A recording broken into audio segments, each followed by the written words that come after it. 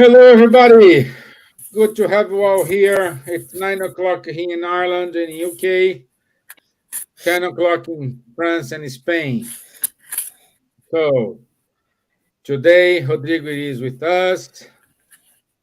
I want to say thank you, Rodrigo.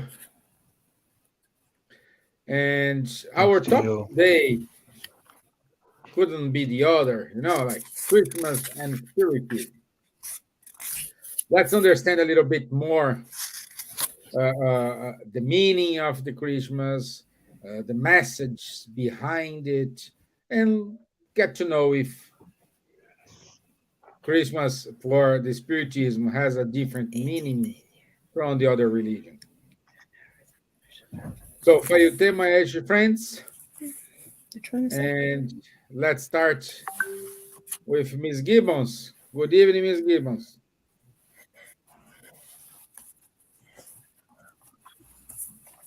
Hello, good evening.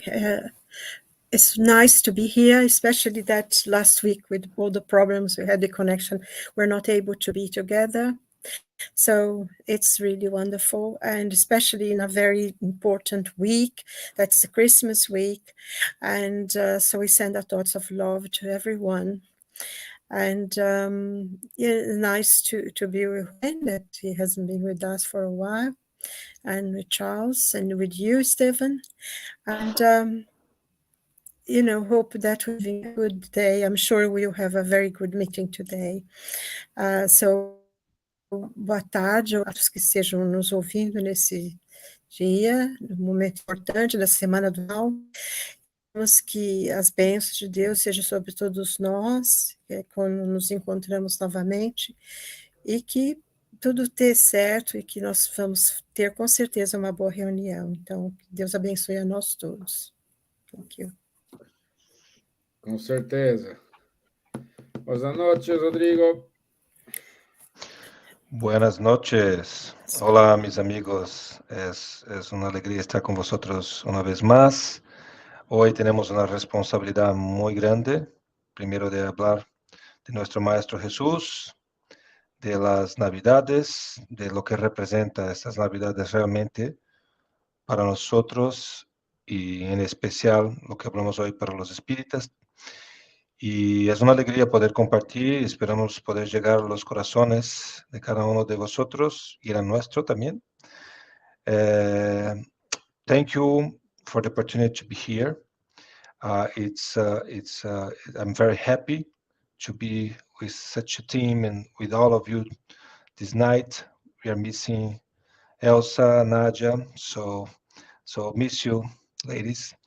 So the subject today is great responsibility. We are here to talk about Jesus, what Christmas represents to all of us, and I hope we can fulfill this mission together and touch the heart of you and our hearts as well. So thank you so much. Good, good. Something I've seen. Bonsoir, Charles. Bonsoir Steven, bonsoir à tous. Très heureux d'être à nouveau parmi vous. Désolé pour la semaine dernière. Il y avait le plan A ne marchait pas, le plan B non plus, donc c'était un peu difficile. Mais nous voilà de retour et pour parler de ce même sujet, de Jésus selon le spiritisme. Hello everyone. So apologies for last week. It was not possible to connect, but plan A didn't work, plan B also not. But we are back here today, luckily, and very happy to talk about this nice theme, which is in this week of Christmas, talking about Jesus and according to Spiritism. Yeah. So once again, sorry, apologies for last week, but as Charlie said, plan A, B, C, and D didn't work, so we didn't have after D. So thank you for your comprehension and for your patience. So as usual, let me put the streaming here. Okay. There we go. Let's start. It's Christmas Eve, and Stuart Varney sat down with Father Jonathan Morris to discuss the true meaning of Christmas. Take a listen. Christmas to me is a special time. I don't feel like this at any other time of year. To me, it's not the shopping, it's not the presents, it's not the lights and the parties and all the rest of it. It's just a special spiritual feeling. And I suspect that that's what you're going to communicate to your parishioners today. I hope so. You know, there's the human part, no doubt. And, you know, it's the sounds, the smells, all of that is the parties. The cultural association. Yeah, and people are nicer around Christmas. That's the first part. But then, as you suggest, there's a second level, the spiritual part. And the spiritual is the things, the intangibles. And the interestingly, Christmas is both spiritual, the intangible, but it's also a very messy human thing. To think that God would become man, this is the Christian, this is what we're celebrating. Right. God would become man, and he would be in the form of a baby. The thing that couldn't scare anybody. A baby doesn't scare anybody. And I think it's God's way of saying, where you're at right now, in all the messiness that is your life, our life, I'm going to come to you in a form that you can embrace me and embrace my love. That special feeling comes to me at Christmas, almost automatically. I don't need to see the Christmas tree or the lights and the shopping and the presents and the parties and all that. I don't need all of that. It comes to me. I'm sure it comes to you, does it not? It does, but it also comes to you, I think, because you've had some formation, some spiritual formation. There's a lot of people out there who don't have any of that basis, the background. How do you reach those people? How do you do that? Because a lot of people shy away from overly religious talk. If you say, Jesus is my savior, people react a little bit against that. They back away. You know, how do you reach it? Well, remember the famous phrase by St. Augustine, you know, my heart will be restless until it rests in you, Lord. So I think even those who don't have that spiritual background, the education, there's a restlessness in the human soul that can only be satisfied, in my opinion, by an understanding and a relationship with God himself that fills the soul. It's talk about the ultimate soulmate. That's who it is, in my opinion. Deep down, all human beings are hardwired to have a spiritual life. That's my belief. Yours? Yes, because the soul is eternal. That's why you don't say, you know, I'm going to love you for a little while, and then I'm not going to love you anymore. Well, love is tied to the soul, and the soul is tied to eternity, which is God. And I think that's why we long for the eternal. I get tears in my eyes. All I have to do is go to church and sing a Christmas carol, and I've got tears in my eyes. You know that? You're a sensitive guy. Don't let anybody know. I'm not a sensitive guy. You're a sensitive guy. Don't let anybody know. This is the greatest time of year for me. This is the time that I truly love. I feel a special way, and you do too. And I love the fact that our government, a long time ago, I don't know if they would ever do it now, has made a national federal holiday over something so spiritual. I think there's a danger in our country of losing that, and we lose that, and we lose part of our soul. Well said. Father Jonathan Morris on this Christmas Eve. Thank you very much indeed, Father. And Merry Christmas to you and your parishioners. Thank you. Okay, so we wanted to say thank you for the Fox News who put this on YouTube. All the credits, it's for them. And it's wonderful to see such discussion in an open TV, especially in the US. So thank you very much. So as always, let me start with a reading about Christmas. This is in the book Before Jesus, message number 7. Every time Christmas comes around again, every time Christmas comes around again, counting and glowing, Christ returns to the hearts of people, clarifying the future. Christmas at every age, it's always a new joy.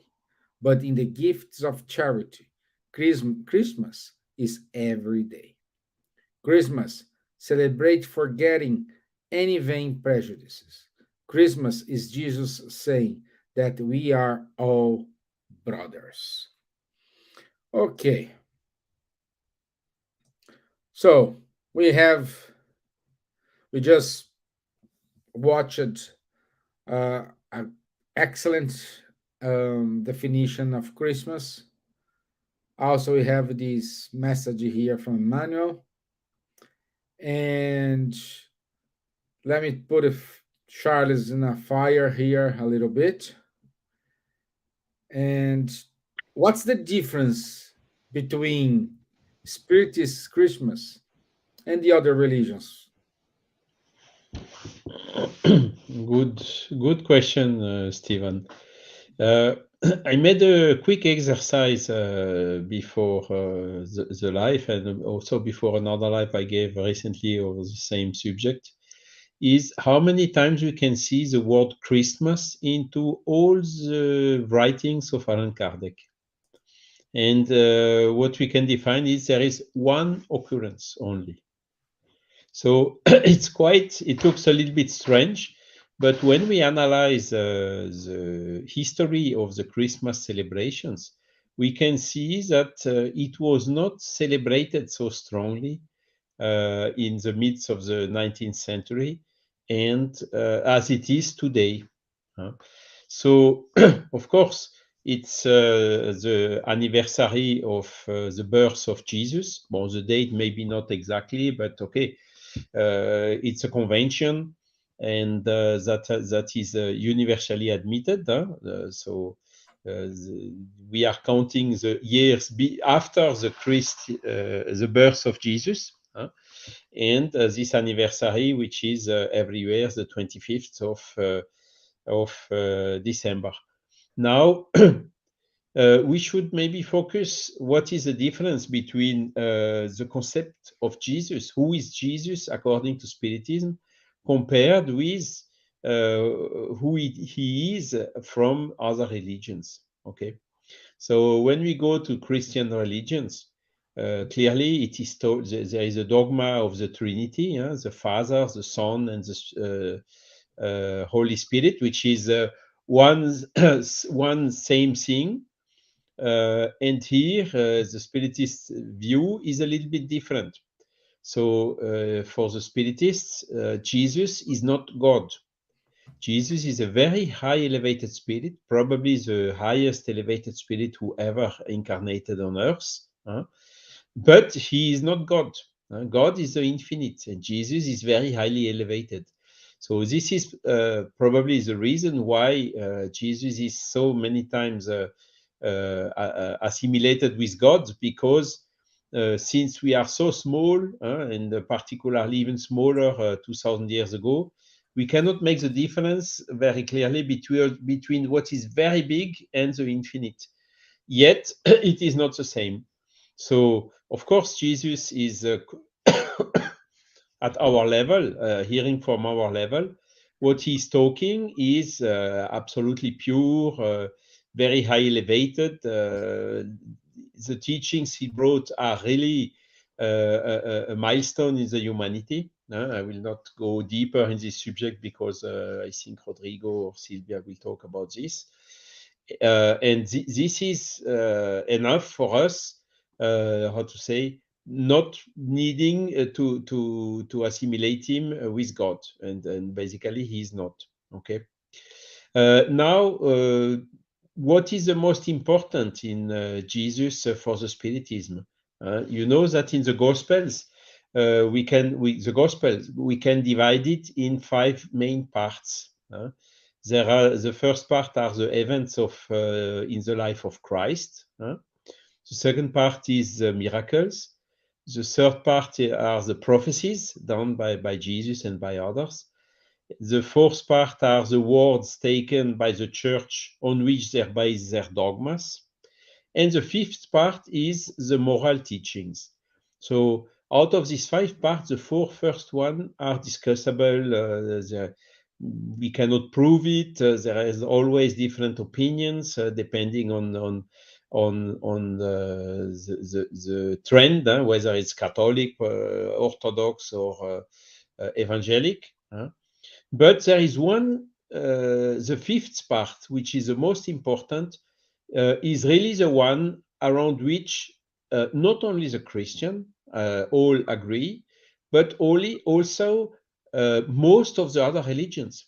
You see, for instance, Islam, as per Mahomet, Islam is recognizing Jesus as a prophet. Mahomet is the last prophet, but Jesus is highly recognized through the teaching he brought as a prophet. The same is happening, for instance, in Hindu religion. When you listen to some people like Gandhi, they really say clearly that one of the most fantastic books that has ever been written in the humanity is, for instance, the Sermon of the Mount, which is in the Gospel as well. So these moral laws that Jesus brought are really very universal. And this is really what Spiritism is encouraging to commemorate. Because what can we see today? Commemoration of Christmas. Of course, a lot of people go to meet their families, their parents, brothers, friends, and so on. So this is extremely positive, extremely important. Now, what is also during this meeting, what is also happening is a lot of food, a lot of drink, some abusing a little bit of these material things, giving gifts here and there and whatsoever. So what we can see is that the Christmas, which is celebrated, by the way, not only in the Christian countries, but also in non-Christian countries nowadays, turned into a kind of a more material commemoration. And yet, this is this is not the essential part. The essential part are the moral teaching of Jesus. So what we can see in the Spiritist movement, for instance, in the Spiritist groups, are during Christmas, it's even occurring with the British Union of Spiritist Societies every year. They are gathering, making the Christmas boxes. I think it's like this that you call it, with some basic food Shoebox. and The shoebox. sorry, Shoebox. yeah, with basic needs that they are distributing for free to people who have limited resources. So this is really something in the celebration of Christmas, that to bring the material needs, to try to answer to the material needs of people which are poor or even homeless people. Thus putting into practice the biggest teaching of Jesus, which is love God above all and love your neighbor as yourself. Do unto the others what you would like the other to do unto you. And these sentences, these statements are the universal ones, which are admitted by everyone. Even materialist people, they cannot say or deny the beauty of such teachings brought by Jesus. And if we analyze further the status of our world today, the problems we have, most of them, almost all of them, are caused by selfishness, by pride, which is leading to violence, which is leading to bad distribution of income, leaving some people without the basic needs, food or home or whatever. All this comes from selfishness and pride, as we comment very often during this spiritual light. And selfishness is exactly the opposite of what Jesus preached to all of us, which is charity. Charity is the love in action. Charity is benevolence towards everyone, indulgence in relation of the imperfection of the others, and forgiveness of offenses. This is a definition that the spirits have given for charity. And if we think to the future of our humanity, we are now running into global warming. We have some wars that are not lasting and lasting and lasting. There is the one in Ukraine. There are some other more than 80 conflicts in the world nowadays. We need to stop that. We need also to respect more our planet. We are really pushing too hard. The planet is not withstanding anymore all this consumption and whatsoever. So these are the things that we really have to think about into the spiritualist view that Jesus brought very clearly to see, okay, let's go really on what is necessary and cut all what is superfluous. And let's also take the chance, of course, commemorating, meeting with the family, with the people we love and whatsoever. But let's not fall into excesses or material abuse of superfluous material things and so on, because this is for sure not the example that Jesus has brought to us 2,000 years ago. So I hope I have answered to your question, and wish also that the peace of Jesus remains with all of us. Yeah, yes, good. You answered more than clear. Thank you for the message, Charles, and just keep going here, our conversation. Let's go to Spain. So, Rodrigo, allow me to read a small message from Emmanuel regarding to Christmas. Christmas celebrations lead our understanding of Jesus' eternal lesson in humility at the precise moment when his message of love congratulates the hearts of creatures, make us feel still the taste of relevance of his divine teachings. The manger was the way, the exemplification was the truth. Calvary constitutes life. Without the path, earthly men will not reach the treasures of truth and life.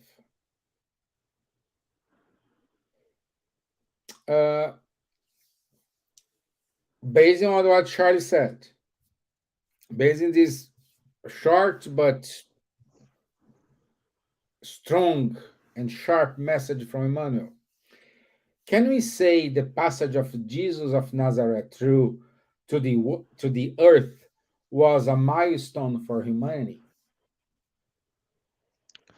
Well, thank you for the question. Yes, it's a strong and absolute yes.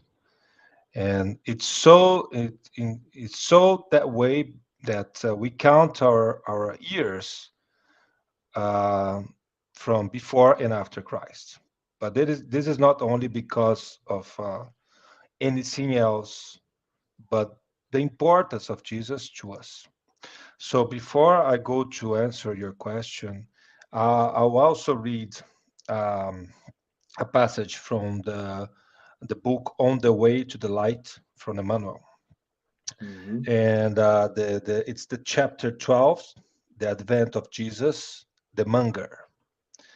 The Munger marked the starting point for the saving lesson of the Christ, as if declaring that humility is the key to all the other virtues. The definitive age of humankind's spiritual adulthood had begun. For Jesus, with his divine exemplification, would deliver the code of fraternity and love to all hearts. So I think here we have a summary from Emmanuel that what really Jesus represented to the humankind. So when we study Spiritism, we study that there are three revelations. So first is Moses, the second is Jesus, and the third is Spiritism. So first, Moses, we are talking about justice and rights. So the Moses, let's say, laws or what he left to us is about justice and the rights of each one, which is basically our duties. But still, in that age or in that era, we were at that time we were in the childhood of humankind. So as such, we couldn't understand really what we should do, because we didn't want to do. So we needed to learn or to do things because we needed to. So therefore, God at that time, although Moses brought one God concept to the humankind, but it was circumscribed into to some people. I mean that population, and also, so it was God was like a punisher. Like if you don't do what I'm telling you to do, so you'll be punished. So that's how they understood God at that time. So it was based on fear. So with the second revelation, which came with Jesus, so this was much different. So Jesus showed us a merciful God. So a God as a father, full of love, full of respect for us, full of care for us. So it was much different. So it's a kind of a revolution on the, let's say, the belief that people had in God at that time. So it was very shocking.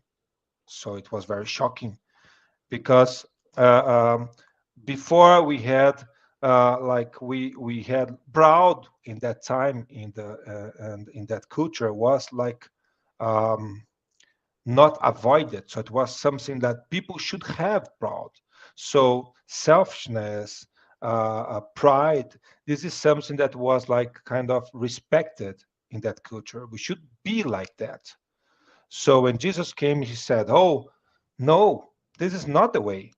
So this is against what we should do to achieve the God's kingdom, and that was very shocking for everyone. So and that created a kind of a division in our age, in our era. So that's why it was very important. So Jesus brought the message of love, as Emmanuel said here. So he was the divine exemplification of fraternity and love to our hearts. So first of all, Jesus came, and he didn't came only to the Hebrews or only to the like so the special people are chosen, the chosen ones for that period. He came to everyone. He said, God is for everyone. So first of all, this was shocking for all those people believing in God at that time, or the way they believed in God at that time. So and then he said, so we should help each other, and we should be exercise forgiveness, and not only 7 times, but as much as needed, not only like 7 times. So this was shocking for everyone. So all this message touched the heart of the people. So the poor, the people who were suffering, they understood that there was a way out. There was something else for them. And not only that, so Jesus brought the hope for the afterlife. So the understanding of our spiritual, let's say, nature. So showing them, hey, don't worry. So if you come with me, so your weight will be lighter. So you'll be suffering, although there is suffering here, but it would be much lighter because you are with me. And then there was hope for those who were suffering, and they didn't have any hope. So I mean, the message, the salvation was not to fewer, so it was to everyone, and it was related to the teachings of Jesus. So that's the difference as well. So coming a little bit on what Charlie said. So salvation, Jesus for us is salvation in Spiritism, but the salvation is a little bit different because it's not only believing in Jesus that we are saved. So he didn't came to pay for our sins. Let's say he came and suffered because he needed. There was no other way out to do that because he knew what he would be passing through, coming to us to pass the message, because it was very shocking.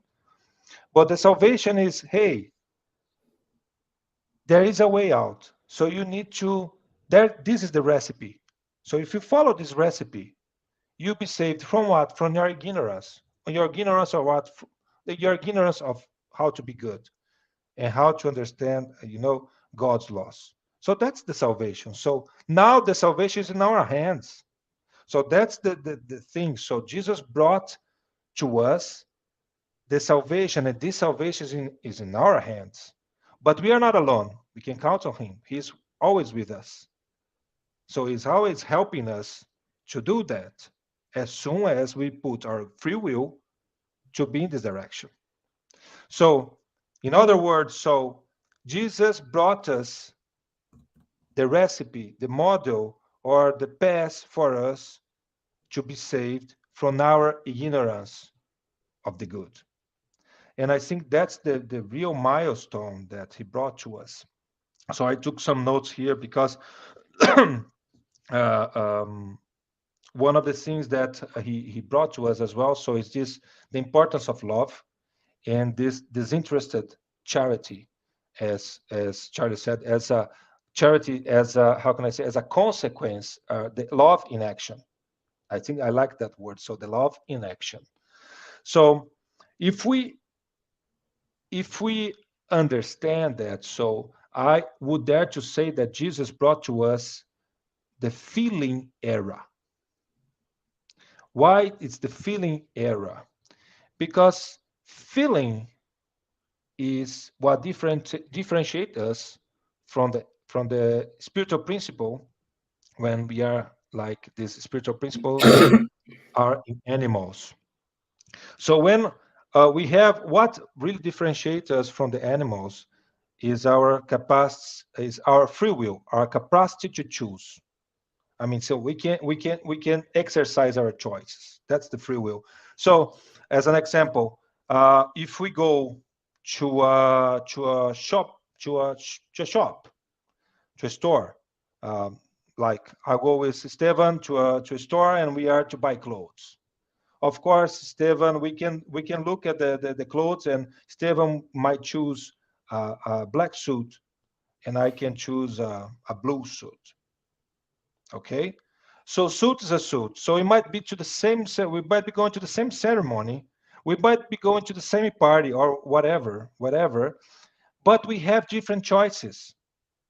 So the ceremony might say it's a suit, but we choose differently. Why? And what drives this choice, this different choice? It's our feelings. So Stevan might feel much better wearing a black suit, and I might feel much better wearing a blue suit. So this is what makes this interesting. So this is our free will, and what drives this decision is feeling. It's our feelings. So that's what makes us different from animals. Animals have different. They have some choices. They exercise that, but limited to their instincts, to their surviving needs. Eat, when to drink, when to run away. So this is, we know, we choose according to our feelings, to how we feel according to the circumstances. So when we don't know how to choose, we choose badly, because we might choose when we are close to our animalization, let's say this way, we tend to choose selfish. So we tend to be selfish because we are still trying to choose according to our own needs.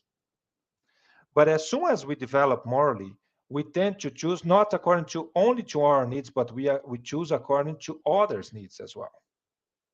So, and this is what we are doing here. We are exercising this capacity of feeling, and feeling well, feeling like thinking about not only me, but about everyone. Because when we learn how to choose well, we learn for everyone. And if we do that, if I choose what's good for me and what's good for Stevan, what's good for Charles, what's good for Silvia, and if we all care for each other, in that sense. So you need to agree with me that I don't need to care for myself because everybody's caring for each other. So that's the thing. So that's what Jesus came to show us. But he did it in a way that it was different. Why? Because he said that and he lived that. He was not only saying, hey, you need to forgive. He did that when he was suffering in one of the most terrible sufferings in the cross with a lot of pain, like humiliated. So, and he forgave us. So he aligned his actions with his speech, showing us that that was not uh, Hippocratic. I think that's the word, isn't it, Silvia? Hippocratic. Yeah. Yeah. So Hippocratic. Okay. So that's the thing. So that's why Jesus was a milestone. And we hear a lot about like people saying how Jesus the biggest coach ever, like Jesus the biggest I don't know scientist ever, or we are naming Jesus the biggest everything, because indeed he was. So I was watching uh, uh, um, a video from Aneta Guimarães. I love Aneta Guimarães, and she was like say challenged to prove that to someone who was not a believer in Jesus or in God. So that the word of Jesus or the phrase like if you are with me, your burden will be lighter. So she needed to prove to this person that this was scientifically like proof safe, and she did it. And she did it, and she did it with scientific methods, like talking about the brain, talking about our defense system, our pain system. And then she said, oh, and that's right. So he was teaching us at that time something that we are discovering now, neurologically speaking. So Jesus was the biggest ever. So his energy, his vibration, his irradiation, his look, everything was so fantastic that it was so impacting that it's impossible not to consider Jesus a milestone. And in order to maybe to finish that, because I need to leave some space for Silvia, and I talk too much. So I think one of the things that Jesus left to us as a takeaway from that is the phrase when he said that love each other like I loved you. I think translating that's the same. So because if we love each other like he did, we'll be loving each other in the perfect way. So because we know that knowledge is not sustained without love, but also love without knowledge it fails. So, and Jesus didn't fail in any aspect. So if we do what he did, and we can, because he said that we can. So it's not because I'm telling you, but of course I cannot do that. But he said that you can do what I do, and much more. So it's because he's saying that we can do that, and if we try to follow his teachings, we can reach happiness. We can reach the God's kingdom inside of us and everywhere, and every place we are, and we can be much better people. We can be people who are really living together in a harmonic way, in a peaceful way. So, and if we put Jesus' moral laws or moral teachings in our human laws, I think nothing would be failing whatsoever. But unfortunately, that's not what we are having today. And this is a pity. But the good thing is that we know that we'll be there will be a day where everyone will be understanding and applying Jesus' laws in everyone's life, and we will be in a much better situation and much happier, much more harmonic, peaceful, and loving each other, which is what he taught us. I think that's basically what I would like to say about that, Stevan. Thank you. Thank you, my friend. Thank you. Yes, definitely, he was a milestone, and I don't know. Someday we will look after each other, and at the point we don't look after ourselves. That's well said. Yeah. Thank you. Yeah. Stevan, Thank can I you. just read something else on the way to the light? Because I think just to wrap up, Yeah, I sure. forgot that I had highlighted this. He's saying that his unforgettable lessons, Jesus' lessons, have consequences for all areas of planetary existence, as I said. So in the sense of renewing the social and political institutions of humankind through people's moral transformation in a new age of economic justice and universal harmony. Okay, thank you. So, thank you for the comments from Lou, VM, Marco Davis. Thank you very much. And now we're gonna go to the easiest question of the day. She's having some problems with the internet, and I hope she's okay now. I'm okay. My dear, I will read another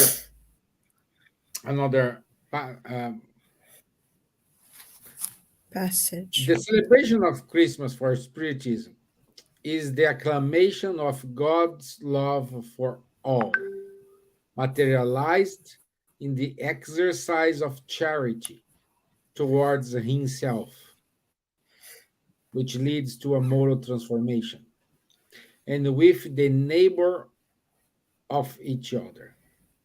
So, is a bad translation here, but anyway.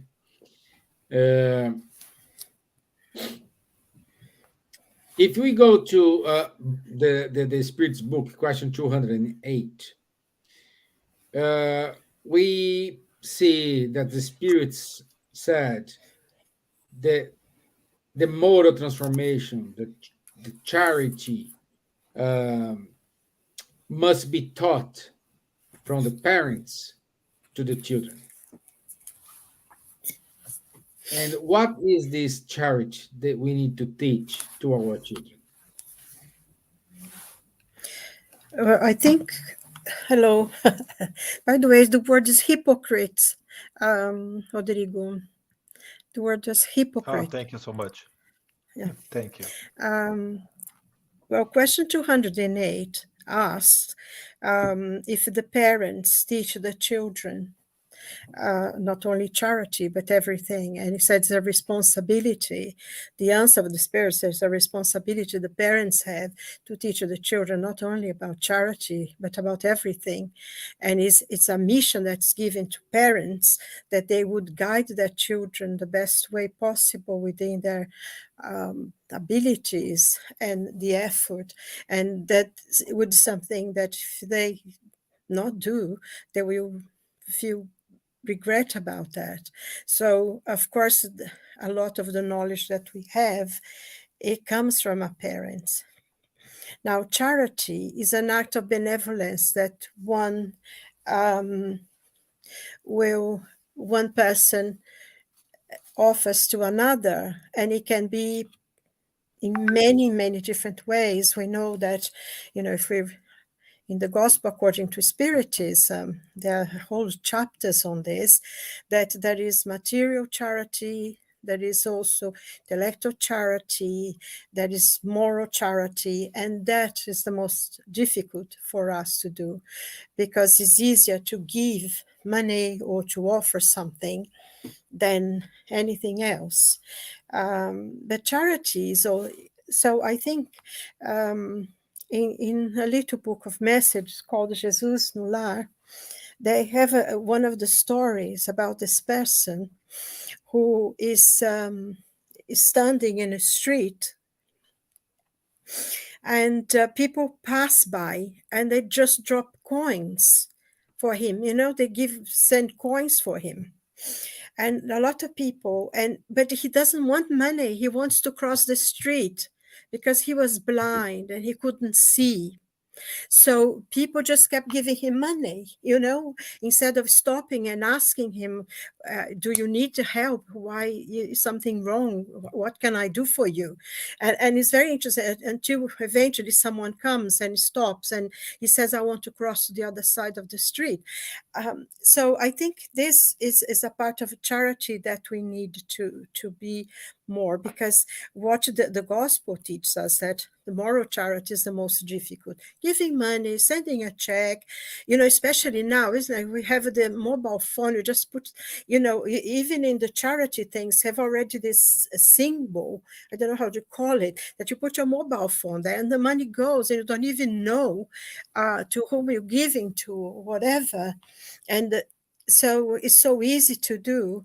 But what he says, what asks you more, is moral charity. Is moral charity that when you listen to someone who may not have as much knowledge, or someone who thinks they're superior to you, that they're better than you are, and they look at you in a certain way, and just to let go of it. It's a kind of charity. So there are many, many ways in which charity can be done. I think a phone call to a friend, a nice word to someone, to say good morning to someone. I find I always say, for something, not that I'm extremely charitable, I'm not saying that, but whenever I come in a bus, I always say good morning or good afternoon or good evening to the driver, because now they sit there all day long and not only drive the bus, but they have to take the money as well, the card, whatever it is. And when I get off, I always say thank you, because it's just to acknowledge that, I don't think it's charity. It's just to acknowledge that someone knows that he's doing a service and he's taking me from, to a place where I want to go, just to acknowledge to them. And it's often I hear, and I say, thank you, driver. And I said, okay, sometimes they answer. And it's the bus comes near me. And the other day, actually, one of the drivers actually waited for me, because I don't run very fast these days. But, and it's not that you want something in return, but it's just an act of acknowledging someone, the effort, the work they're doing. So this is a lot of things in charity, and also to look in ourselves and to find what can we do and what can we change. And I think it is so acts of charity, and not only in Christianity, but in every religion. I think Charles pointed out that the act of charity is in every single religious movement that there is in the world. That is the basic teachings of any religion. Not that people follow it, but it is there. But I think that this is one of the important things for us in doing charity, and that's one of the basic lessons that Jesus gave us. And as we come towards the date that we celebrate the birth of Christ, like I think Charles pointed out as well, we not exactly know if he was born on that day, but it's a time that we put aside to remember him, that he came into this world. And he has divided history. There is no doubt about it. Even now, they want to change that, but we know that he marked the beginning of one cycle of history and the end of another. And we know that he's the governor of our earth. But I like to put my words really better, because Emmanuel, in his little book Fonte Viva, Living Source, the last one, he talks about Christmas. And also, Joana de Anjos has a whole book on Christmas, which is one message more beautiful than another. And he says everything that is to talk about Christ and Christmas and what it means, the changes that we have to make to ourselves to love one another. But before I read Emmanuel, I would like to read something from the Gospel according to St. Luke, which usually people don't really read this part, but I always think is very beautiful. And it's really in the book after, if you know the Gospel of St. Luke, he talks about at the time of Caesar Augustus, when Joseph went to Bethlehem because he was the lineage of David. But then Jesus is born in a manger, and the angels come to the shepherds and say, "Fear not, for behold, I bring you good tidings of great joy, which shall be to all people. For unto you is born this day in the city of David a Saviour, which is Christ the Lord. And this shall be a sign unto you. You shall find the babe wrapped in swaddling clothes, lying in a manger." And suddenly there was with the angel a multitude of heavenly hosts, praising God and saying, "Glory to God in the highest, and on earth peace and goodwill toward men." So I think in this phrase of the angel to the shepherds, it's more or less answers your question in relation to charity. Praise God on heaven, and on earth peace and goodwill toward men. I think that's it, isn't it? But then there is another part here that the other Gospels actually do not have, only in Luke, that Mary and Joseph takes the baby Jesus to the synagogue for, because I think there is one thing people seem to forget, because Jesus was not Christian. Christian was a Jew, and he followed all the religious festivals of the Jewish people. And if you read it, if in the Last Supper, everything corresponds to that. But they take them to take Jesus to the synagogue, and then there he meets this man called Simeon. And he says, Simeon came to the temple and he saw the parents, with the baby. And then he came and he said, then he came to the Spirit into the temple. And when the parents brought the child Jesus to do for him after the custom of the law, they took him up in his arms and blessed God and said, "Lord, now lettest thou servant depart in peace according to thy word, for my eyes have seen thy salvation, which thou hast prepared before the face of all people, and to light the lighten of the Gentiles and the glory of thy people Israel." So Simeon blessed them. And this part usually people don't talk about, but I find it so important that this man knew, even though he saw the baby, he knew who he was. And he says to God, I can go now because I've seen your salvation. And it's to light the life for those who are Gentiles and, be the glory of your people. But also, he said, and this is for all people. So that, I think, resumes what, in a way, many ways, Jesus recognized us when he came, because he brought to us love. And, you all repeated it, love one another as we loved, as I have loved you, and to charity and goodwill toward everyone. But in this message of Emmanuel, he says very quickly, I'm going to jump it quickly. He says, the legions of the angels were at the manger.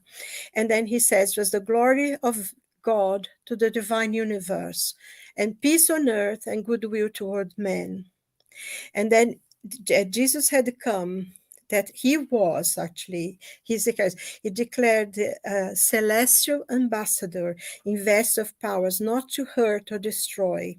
No punishment to the avariant miser, no meant to the desperate poor, no disdain to the poor, neither condemnation to sinners, nor hostility towards the proud Pharisee, nor anathema against the unconscious Gentile, that flowed from the divine treasure through the hands of Jesus for the service of goodwill. The just of an eye for an eye and a tooth for a tooth have found at last a love willing to sacrifice to the, to be resigned to the cross. He said, men and animals, frightened, facing the light, the new light in the stable, they had an incredible joy. From that moment on, the earth would be renewed. The executioner would be worthy of pity. The enemy would be converted in a wayward brother. The criminal would pass to the condition of a sick person. And in Rome, they would distinguish the killing in the circles. In Sidon, they would stop taking the eyes out of the slaves. In Jerusalem, they would no longer leave the sick people to the valleys, the lepers in those valleys of filth.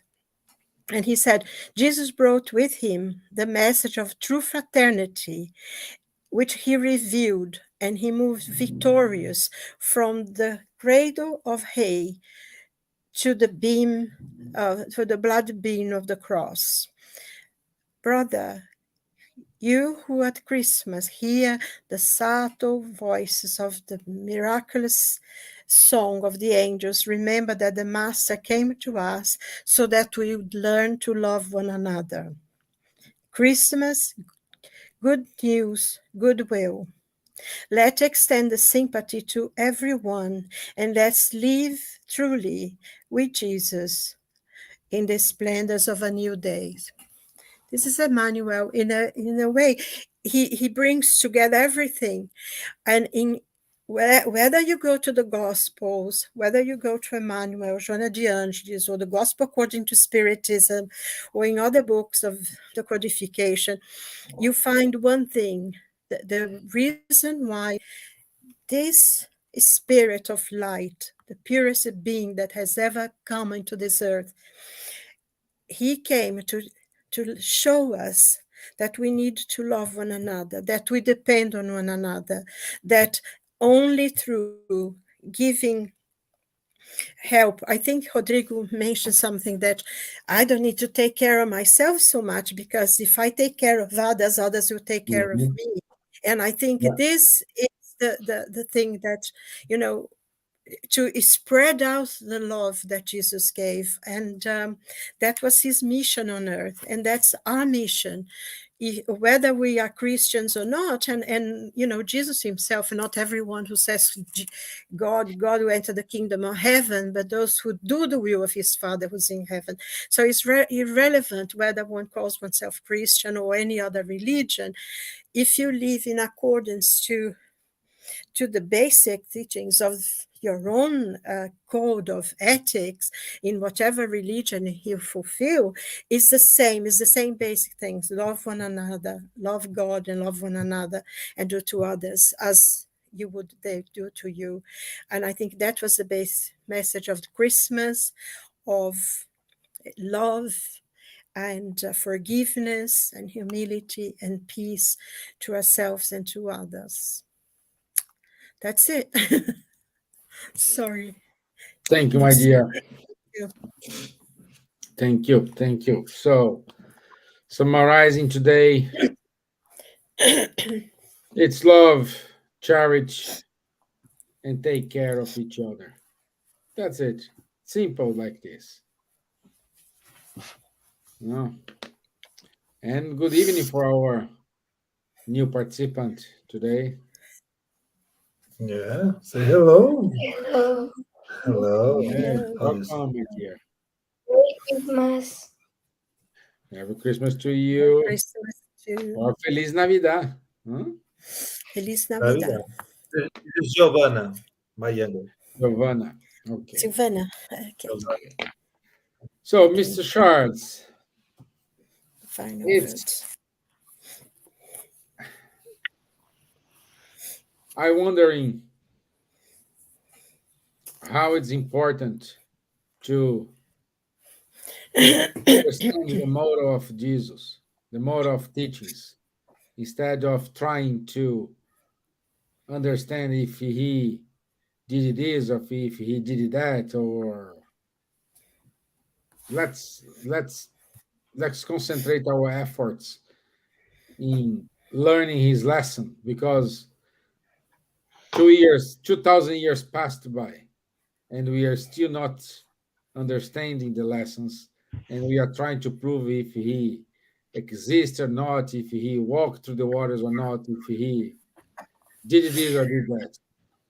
He did exist, there is historical fact on it. And if you read the annals of the Roman Republic, he's there. He talks about him. And Suetonius, another, because everyone always talk about Josephus, but Josephus was a Christian writer and historian, but the Romans were not.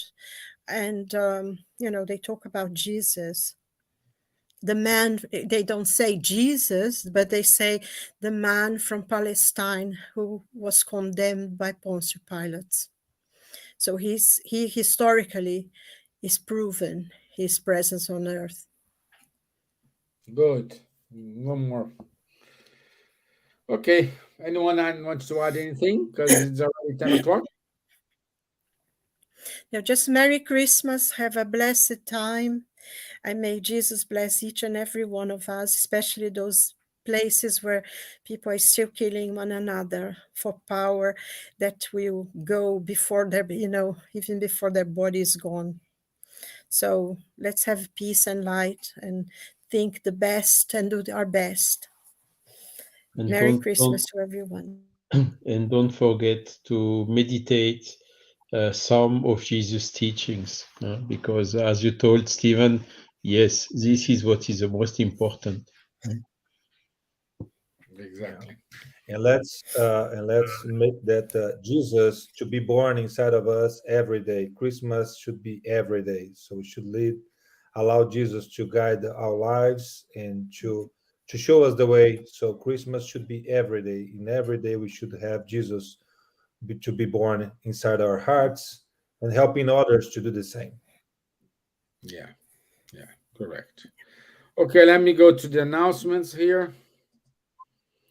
Otherwise Elsa gonna be mad with me. So next week, seeing discarnated spirits, 9 o'clock next Wednesday. Also, we do have the Mediums book online course. We do have a new link. Please pay attention to it. It's every Saturday, 10:30 a.m. London time. The show Time to Talk with Guilherme Dias and Rafael Caldas every other week on Tuesdays at 7:30 p.m. And also Buzz just published the new newsletter, so you can go to Buzz and you can read the messages from Buzz for this end of the year. So with this, we finish our announcements. I want to wish you all of you a Merry Christmas. And let's think about, like Charles said, let's read this, let's meditate, let's read the Psalms, let's do our part. Yeah. So Merry Christmas to everyone. Marco Davis, Merry Christmas for you, my friend. Louviam, Maria Frias, Leandro Stoll, Juliana Lazari, thank you very much for your engagement with us today. Thank you. So, okay, good night. Good night. Merry Christmas. Good night. Merry Christmas. Merry Christmas. Merry Christmas. Lots of love. Feliz